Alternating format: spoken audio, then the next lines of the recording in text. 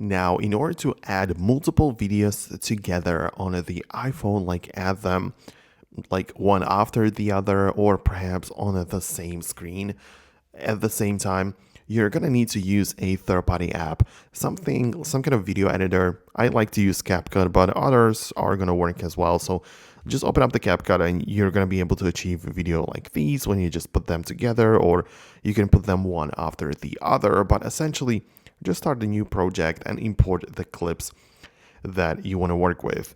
So let's say it's going to be this one right here, or some kind of screen recording, whatever, right? And now we have two videos playing after each other.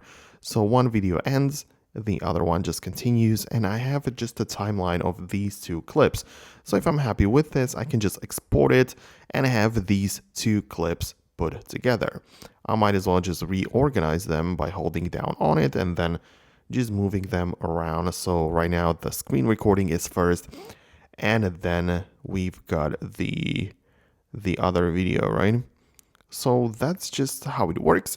After that, I can just adjust the resolution and export the video when I'm ready. But as I've shown you in the beginning, you might as well just put them on top of each other. So right now the resolution or the aspect ratio of the video is vertical, but I can easily change it by clicking on the button right here, and perhaps I'm gonna make it, I don't know, I'm gonna make it like horizontal, or I don't know, like a square or something. So I'm gonna click on done.